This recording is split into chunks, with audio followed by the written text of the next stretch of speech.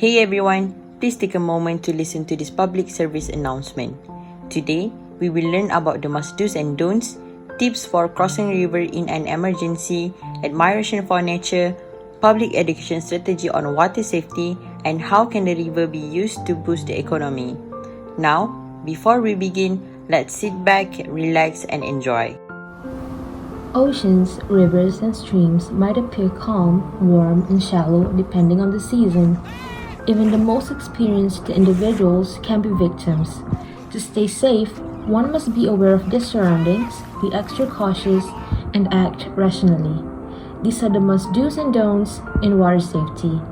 The first thing one must do is to understand currents and rapids.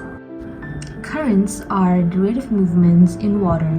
It can be found in oceans, rivers, and also streams. The most deadly type of current is known as rip current. Rip current is a localized current that flows away from the shoreline towards the deeper ocean. It is dangerous as it pulls an individual away from shore, and it usually reaches a speed of 1 to 2 feet per second. At one point, it was also reported to reach 8 feet per second. Rapids. There are 5 classes of water rapids according to the international standard levels. Class 1 is described as small waves and ripples in fast-moving water. There are a few, if any, difficulties that can be simply avoided. Next is Class 2. This class involves small waves and wide unobstructed channels. It is possible that some maneuvering will be necessary. Class 3 is one with high and irregular waves.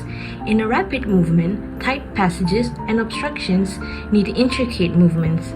The 4th class is known to be advanced as it involves rapids that are intense and powerful. The last class, which is the 5th one, would usually involve extremely difficult and violent rapids. In the case of a mishap, there is a high risk of death.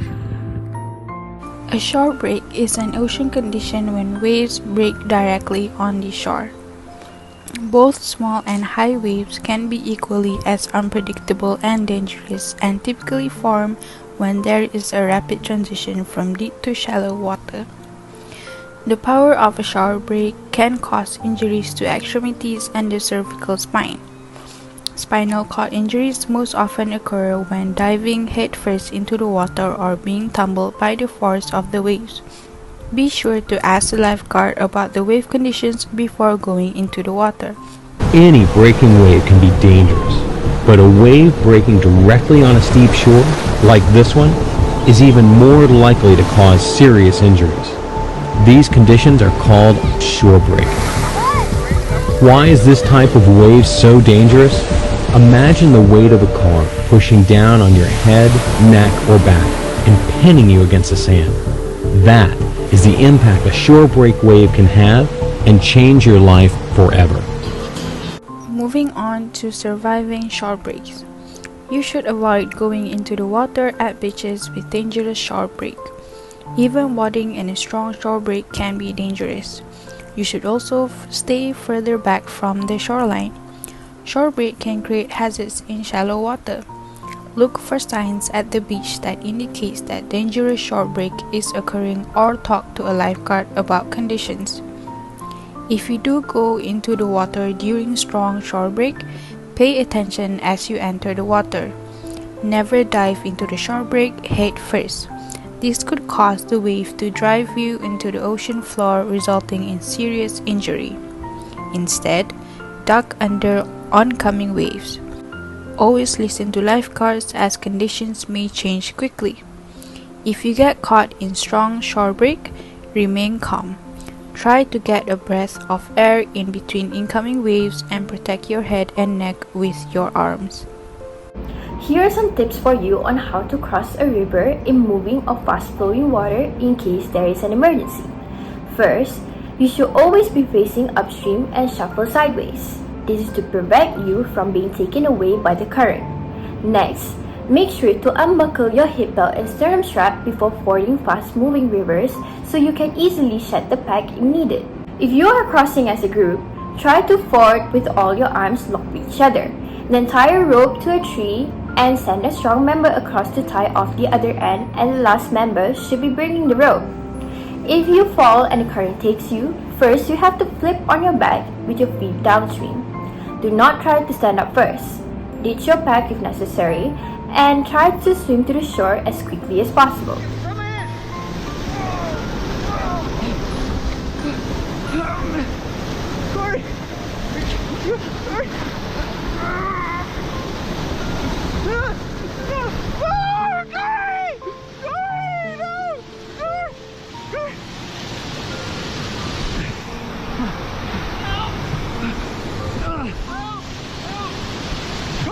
Grab this! Grab it! Pull! Pull, buddy! Pull! Pull! Use it! Use all your strength! Come on! Come on! Come on! Come on! Come on, buddy! Get on there! Get on there! What? Come on! Come on! You okay? For still water or deep water, since the water level is quite high, you may need to remember to loosen your backpack when crossing, as the chances of getting dragged away by the current is high when your backpack is soaked and when an accident happens, such as falling into the river. When crossing, remember to angle your crossing for 45 degrees downstream, and it is best to use a stick or a hiking pole downstream to brace every step and prove for your next footing, as well as maintaining 2 points of contact at all times. Moving on, here are some tips on crossing the river using a vehicle in an emergency. Before fording the river with a vehicle, you must first understand the limitations of your driving skills and your vehicle. Firstly, walk on foot along the ford and take note of the entry, exit, depth of water, and any underwater obstacles before driving. Your vehicle may enter the river until the depth that is allowed by the manufacturer. However, if the depth of the ford exceeds 70 centimeters, remember to pay attention to the air inlet flap. Drive slowly in the water and avoid getting water splashed onto the windshield or over the engine bonnet. Do take note to only use the gas pedal and do not change gears while driving through the ford. Do not switch on your lights while driving in the ford and ensure that there is no water in the lights after driving out. Now, how about crossing the river during swiftwater rescue? What is swiftwater rescue? It is a subset of technical rescue dealing in whitewater river conditions. So here are some tips on crossing the river during swiftwater rescue. First, we have to follow the general water rescuing tips, such as wear a personal flotation device including a helmet. Always deploy upstream spotters to let you know what is coming down toward your team. And never put your feet down if you are swept away. Other than general water rescuing tips, you need to also beware of floating debris to avoid entanglement, pinning, and crushing. You need to mark the water levels and orient to the water to identify factors in the water that can indicate a potential refuge. Deploy emergency resources both upstream and downstream, not just upstream. Always have an upstream spotter who can alert the rescue team to debris, hazards, or potential victims heading their way. Finally, it is important to wear proper attire and equipment while crossing the river in case of an emergency. Remember to wear a flotation device at all times, such as a life jacket to keep you afloat in the river. Always keep your boots on while crossing the river to protect your feet, and if you're crossing a river that has a fast stream, wear hiking boots to avoid hitting the rocks or other hazards. Prepare a walking stick, and it is best to wear clothing made from nylon material as they are light and fast drying. Lastly, remember to keep your pack unbuckled to avoid being dragged along the current if you happen to trip and fall. And that is all the useful tips you can use while crossing the river in an emergency. The environment around us is not only our home, but everything that keeps us alive. From the food we eat, the water we drink, the air we breathe, our shelter, and more. It helps us to survive. So stop destroying the nature because you are better than that. Together, let's enjoy nature responsibly. Our earth, our habitat, our home. Why do we need to take care of our nature? First, we only have one earth as our home. Second, clean environment means healthier life. Third, Caring for the environment protects the ecosystem and humanity. How we can be part and take care of our nature. First, reduce, reuse, recycle. Make use of the 3R waste management. Cut down on what you throw away. Follow the 3Rs to conserve natural resources and landfill space. Second, conserve water. The less water you use, the less runoff and wastewater that eventually end up in the ocean. Third, plant a tree. Trees provide food and oxygen. They help save energy, clean the air, and help combat climate change. Fourth, shop wisely. Buy less plastic and bring a reusable shopping bag. Fifth, educate. The least you can do is to educate yourself and the people surrounding you. Help yourself and others to understand the importance and value of our natural resources. Last one, volunteer. Volunteer for cleanups. A little community work won't hurt. Public education on water safety is a form of documented guidelines that should be practiced to eliminate possible risks to the health and lives of participants in this activity. Now, why is it important, you may ask? Kayaking is a water sport activity that benefits health in various ways only if conducted under proper safety measures and techniques, or else it will be a redundant effort. Public awareness covers all different layers of society ranging from different ages and genders. Therefore, in order to promote this activity, a complete rundown of introduction has to be inclusive of their safety in participating in this activity.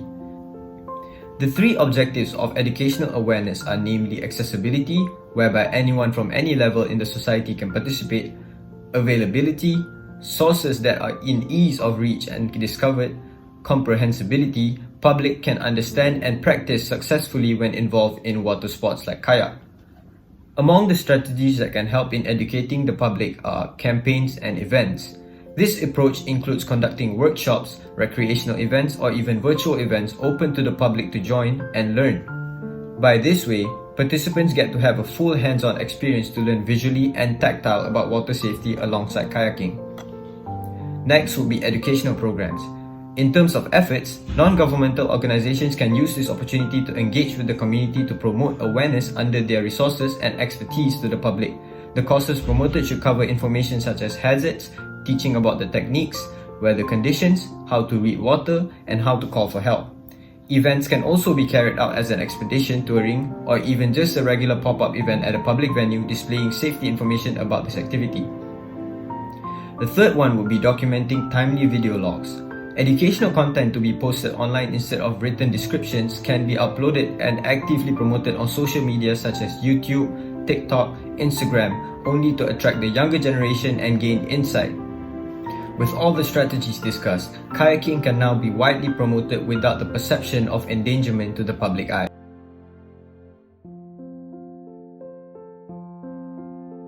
Shipping canals are waterways established along important ocean routes to allow ships to pass. Most of the time, these canals are built to link to bodies of water such as oceans, lakes, and rivers, providing an alternate path for ships, notably cargo vessels. Throughout history, shipping trade channels have played a vital role in allowing countries to trade in everything from spices to electronics, vehicles to textile. Today, over 90% of all items created and sold globally are delivered by ship, making the world's oceans, seas, and rivers an essential element of many firms' supply chain. While there are charges to use the main canals, the advantages outweigh the price. Canal building shortens ship routes by creating new, more direct canals across land. Suez Canal and Panama Canal. Suez Canal. Officially opened in November 1869, the Suez Canal in Egypt connects the Mediterranean Sea and the Red Sea. On the world's most heavily used shipping lanes, the Suez Canal provides the shortened maritime routes between Europe and the lands lying around the Indian and Western Pacific Oceans. This 120 miles or equivalent 193 kilometer stretch of water allows ships to travel between Europe and South Asia without navigation around Africa, reducing the sea voyage distance by about 4,300 miles or 7,000 kilometers. Panama Canal. Opened in August 1914, the Panama Canal connects the Atlantic Oceans via the Caribbean Sea in the Pacific Ocean and serves more than 144 of the world's trade routes. These 48 miles or 77 kilometer stretch of waterway enables vessels to avoid the lengthy Cape Horn road around the southmost tip of South America, where strong winds, strong currents, large waves, and icebergs make these some of the most treacherous water in the world to navigate. The Panama Canal, which takes between 6 to 8 hours for ships to transit, provides a radius routes from the Far East to the U.S. East Coast of around 3,000 miles or 4,828 kilometers. Did you know Malaysia can be one of the countries with the highest potential in river tourism? Well, it is, and that is because we have so many rivers in Malaysia. I'll give you some examples, which are Sungai Chongkak, Sungai Gombak, Sungai Kancing, Sungai Semangkuk, Sungai Langat, and more. River is one of the most important resources to provide for our daily life, and the river can transport nutrients in the streams, which are very essential for the growth of aquatic plants. The river also provides habitat and food for many other organisms, and it also provides travel routes, in this case for exploration, touring, sports, and any recreation. The river is also an important source of tourism.